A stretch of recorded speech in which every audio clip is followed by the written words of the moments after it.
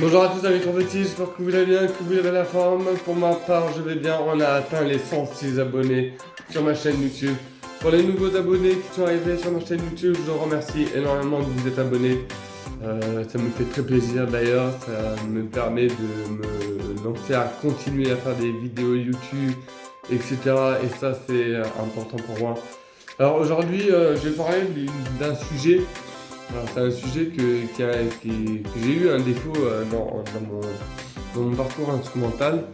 C'est que en fait, je me rendais pas compte que ma mâchoire supérieure, en fait, elle est plus ou moins alignée avec les dents du haut. Ce qui fait que quand j'appuyais la lèvre du bas, eh ben, j'avais pas d'aigus. Enfin, j'avais des aigus, mais ils étaient pas assez timbrés. Voilà, donc ce que j'ai décidé de faire, c'est d'essayer de trouver un moyen pour que mon aigu soit clair. Donc du coup voilà, et du coup j'ai trouvé la solution. Donc si ça, je parle à ceux qui ont eu le même problème que moi, qui croient que leur mâchoire elle est en arrière, elle est en retrait, alors qu'en fait en dessous, les dents du haut et les dents du bas sont alignées. Donc on a la mâchoire du bas qui vient s'avancer et être alignée avec les dents du haut. Si vos dents sont alignées un peu plus poussées, on va dire, elles sont plus ou moins comme ceci à peu près au niveau des dents du haut. Là, il va falloir lever la trompette un peu plus. Donc, du coup, voilà. Donc moi j'ai la trompette. Donc comme vous pouvez voir, j'ai reçu mes nouvelles embouchures. Hein. D'accord, j'ai déjà fait une vidéo sur mes nouvelles embouchures. Donc voilà. Donc là, je vais utiliser, c'est la doux. Donc, alors, il faut savoir qu'avant, je jouais de la trompette plus ou moins comme ceci.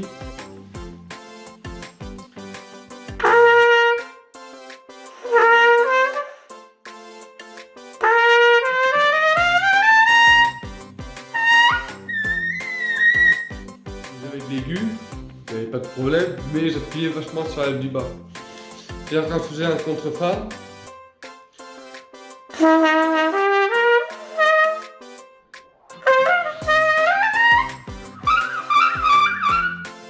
faisais un son comme ceci. Donc voilà, je suis désolé, je perds toujours du nez parce que je suis encore enroué. Donc du coup voilà. Mais sinon ça va aller mieux. Donc du coup j'ai trouvé la solution. Il suffit juste de mettre la trompette bien droite.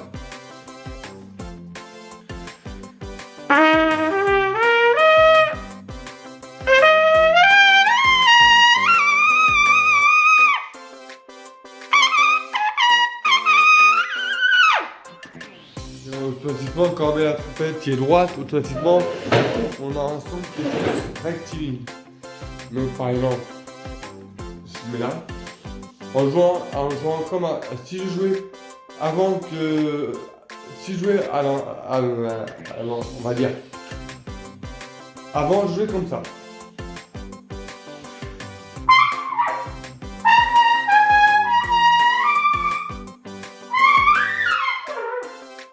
Ça passait, je dis pas que ça passait pas, mais le son il était moins amplifié, il était moins brillant, donc ça gâche un peu. Par contre si je relève la trompette,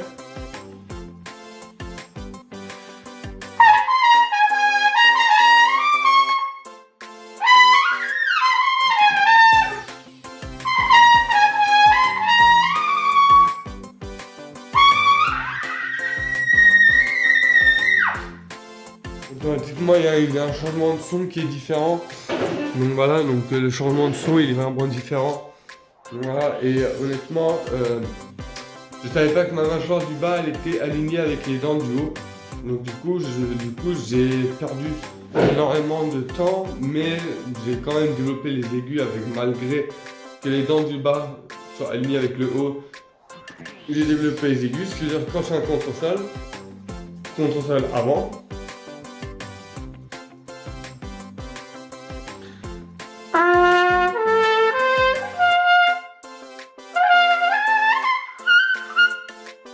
Le contre-sol était comme ceci. Enfin, si je fais maintenant avec la technique que j'ai rectifiée.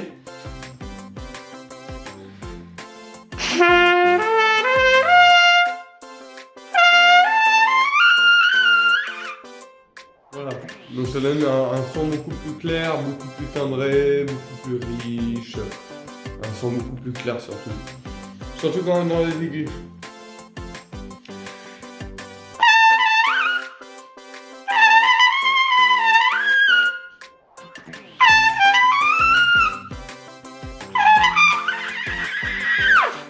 Voilà, donc ça va dans les aigus.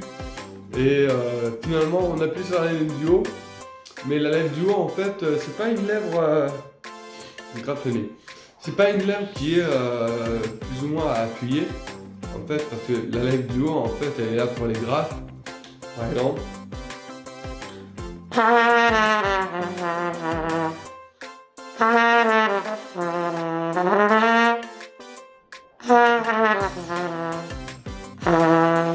lèvre du haut elle est pour les graves. Pour moi elle est pour les graves. Et la lèvre du bas elle est pour les aigus. Enfin c'est pour ceux qui ont les dents qui sont alignées, hein, bien sûr je précise. Hein. Ceux qui ont les dents qui sont rentrées, la lèvre du bas va être pour les graves et la lèvre du haut va être pour les aigus. Un exemple.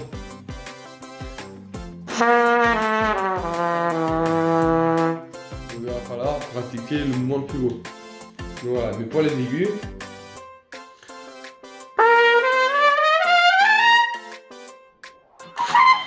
Et là, automatiquement, quand je commence à attaquer l'aigu, l'aigu fait fouette. Maintenant, si je mets la trompette droite.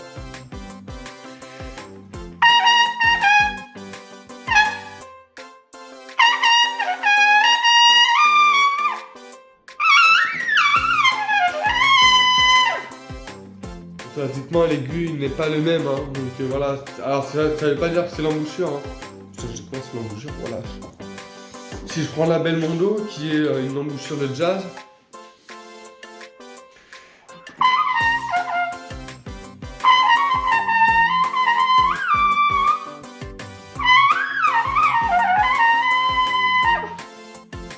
on peut piner dans les aigus finalement avec la jazz, il n'y a pas de problème pour piner dans les aigus. Mais par contre, si je prends la flow, c'est celle-là. C'est la flow. Si je prends la flow,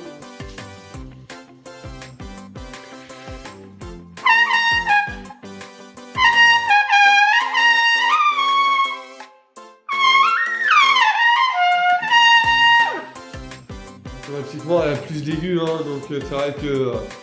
Mais ça, je parle spécialement pour les personnes qui ont les dents alignées, donc vous faites un exemple, un soufflement. Et une fois que vous avez soufflé, vous mettez votre doigt au milieu de... Vous rentrez votre doigt en contact des dents. Si vous voyez que vos dents sont alignées l'une aux autres, c'est que votre mâchoire inférieure, elle a avancé au moment où vous avez soufflé. Voilà. Si vous avez une mâchoire inférieure qui est avancée, votre lèvre du bas, ça sera la lèvre d'aigu. Et votre lèvre du haut, ça sera la lèvre du grave.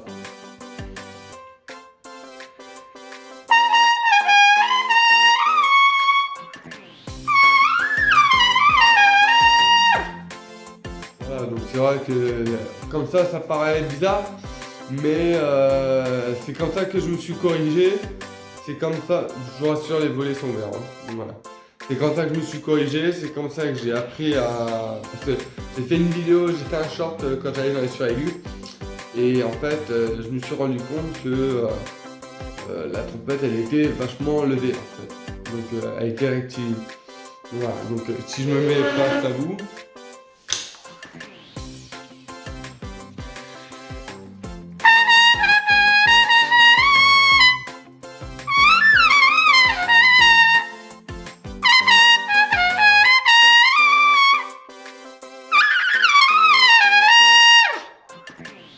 Ça donne ceci. Donc voilà, ça donne ceci, ça donne beaucoup plus de confort. J'en ai marre de parler du nez, c'est impressionnant. C'est quelle idée de rentrer dans une salle d'effet qui fait ultra chaud et de sortir dehors en petite manche. Ça, vous allez me dire pourquoi. Pardon. Alors oui, donc je disais. Donc c'est vrai que c'est différent, la position elle est différente. Alors peut-être on appuie sur la lèvre du haut, on n'a pas la marque. Parce que tout simplement notre lèvre du bas en fait va venir plus ou moins soulager la trompette.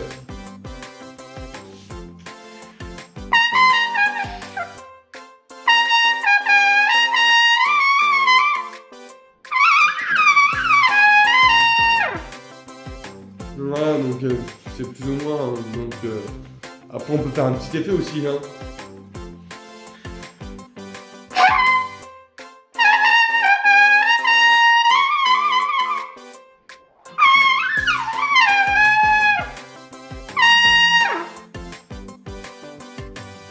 Voilà, donc là on a attaqué le contre-ré.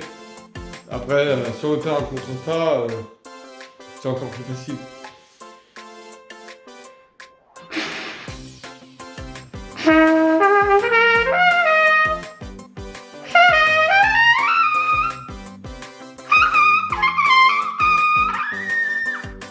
Et après, on va dans les aigus assez facilement, donc du coup voilà. Mais ça demande de l'entraînement, bien sûr, parce qu'il faut toujours s'entraîner. Donc voilà. Après, il faut toujours faire des pauses, hein, d'accord, je précise. Hein. Ne jouez pas de la trompette toute la journée sans vous arrêter, ou en faisant des pauses de 10 minutes. Moi, ce que je vous conseille, c'est faire une pause de 30 minutes, le temps que la lèvre revienne naturelle. Et après, une fois que vous avez l'habitude, vraiment, vous allez avoir de l'endurance. Donc,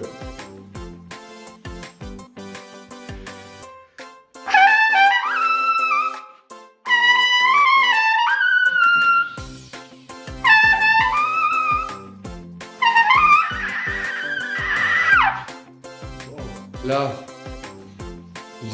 comme vous avez pu voir, normalement j'ai baissé un petit peu la trompette. Donc automatiquement j'étais sur la muqueuse inférieure qui est l'aigu. Donc voilà. Alors moi j'ai un américain qui m'a dit que la lèvre qui vibre le plus c'est la lèvre du bas. Alors je pense que je suis d'accord avec lui, effectivement. Parce qu'effectivement les deux lèvres vibrent, mais il y en a une qui vibre plus que l'autre. Et moi, celle qui vibre plus que l'autre, j'ai l'impression que c'est la lèvre du bas. C'est pour ça que quand on c'est pour ça que quand on voit les trompettistes américains faire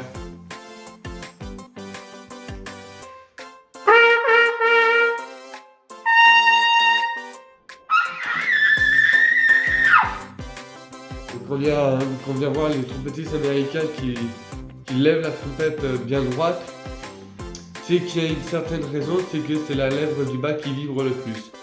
Donc je peux faire une comparaison.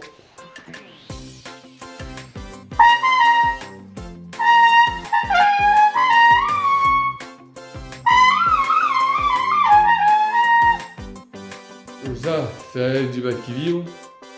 Je mets la trompette droite.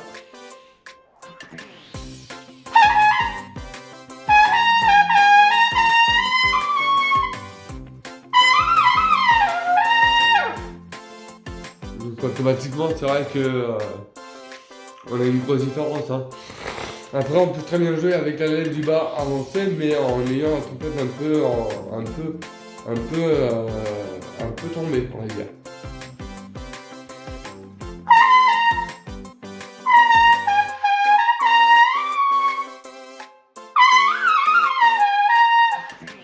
Le plus important, c'est juste de tenir la trompette droite en fait. Je dis pas qu'il faut la lever au plafond. Il faut la lever au plafond. Mais juste.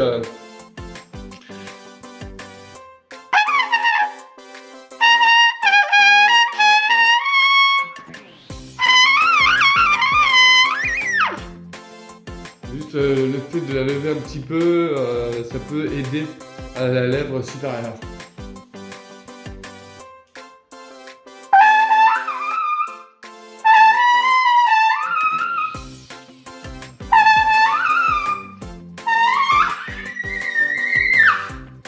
Voilà, donc quand on est sur aiguë comme ceci, honnêtement, et là je joue avec, c'est la flow. Donc voilà, si je prends la doux, elle est plus claquante, hein, la doux, hein. La doux elle est plus claquante.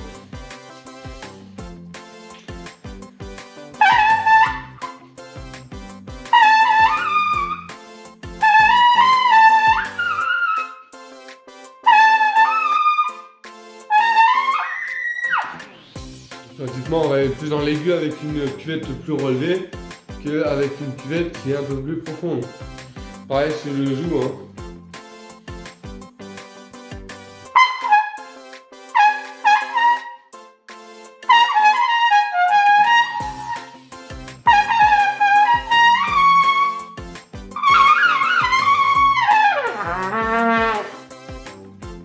voilà, donc ça demande de l'entraînement.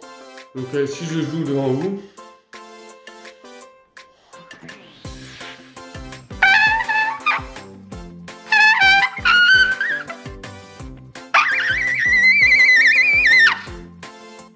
automatiquement on va aller dans les aigus plus facilement. Mais ça, je rappelle, c'est pour ceux qui ont la mâchoire qui est avancée où les dents sont alignées les unes contre les autres. C'est-à-dire que, en fait, en réalité, quand je joue,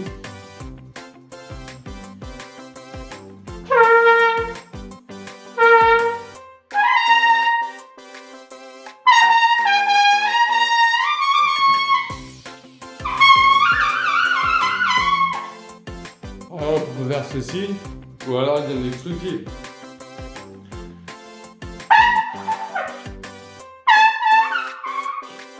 Voilà, donc du coup ça demande énormément d'efforts, énormément d'endurance, mais il faut savoir bien placer la trompette.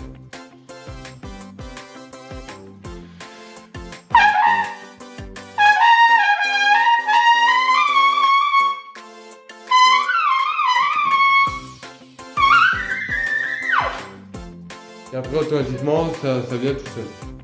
Donc voilà. Donc je vais récapituler. Pour les personnes qui ont la lèvre, la mâchoire, donc les os de la mâchoire qui sont plus ou moins avancés et alignés avec les dents, je vous conseille de tenir la trompette bien droite, pas trop haut, et de façon à ce que on surfe comme ça.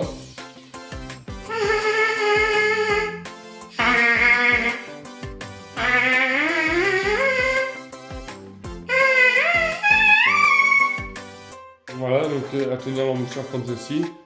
Faites des buzz, regardez-vous dans une glace, regardez-vous dans un miroir. Donc du coup voilà, ça c'est une technique que je pourrais vous donner. Ensuite, la deuxième technique c'est essayer de visualiser, essayer de sentir votre mâchoire comment elle est. Par exemple la mienne, je sais qu'elle s'avance.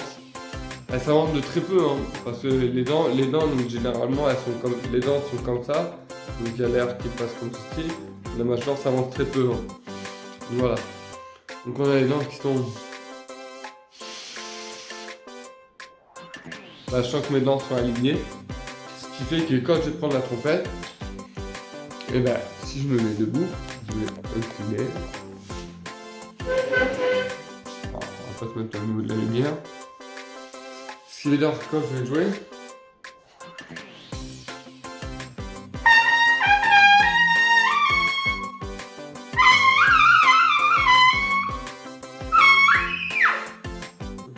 je vais devoir jouer plus ou moins. Il faut que vous sachiez placer l'embouchure en fonction de la mâchoire que vous avez. Si vous avez une mâchoire qui est plus en retrait, ça sera la lèvre du haut, votre aigu. Si la mâchoire est plus en avant, ça sera la lèvre du bas, votre aigu. C'est l'inverse. Enfin, c'est l'inverse.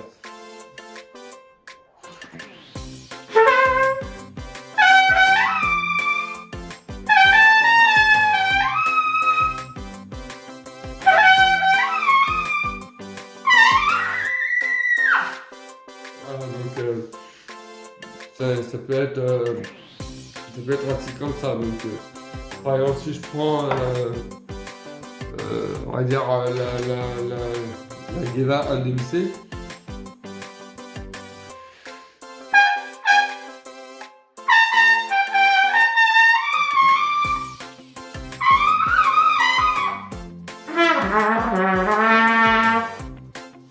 Donc automatiquement, ça va être assez facile. Mais généralement, les embouchures que j'utilise le plus, il y a la monette aussi. La monette qui est pas mal.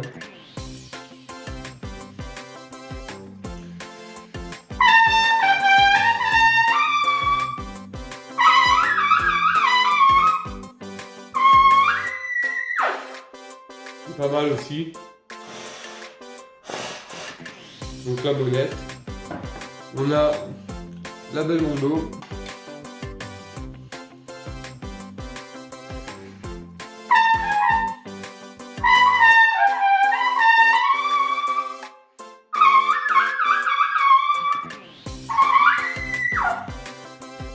aussi. Voilà, la 165 FM qui est pareil.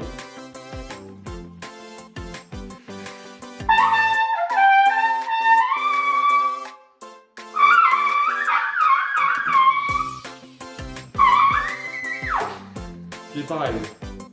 Où le son il est un peu plus étouffé que par exemple la flow. La flow elle est un peu plus claire.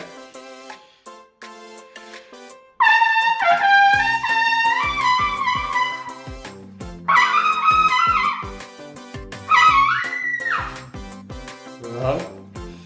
Voilà, on a la doux, qui est pareil.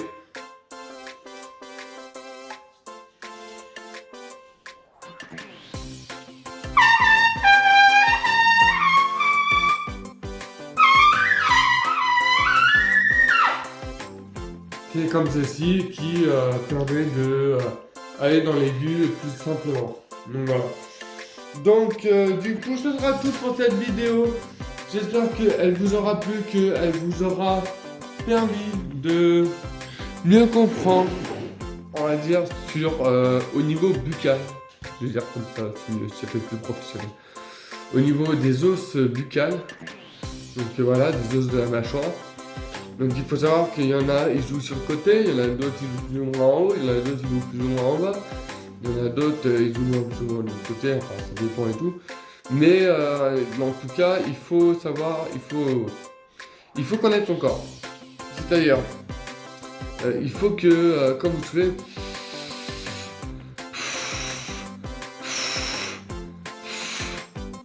mes dents sont vachement, ma mâchoire du bas elle est vachement avancée. Ce qui fait que moi je suis obligé de la tenir, droite pour que la lèvre du bas soit libérée pour l'aigu. Après pour les gras c'est la lèvre du bas. La lèvre du haut pardon, pour les gras.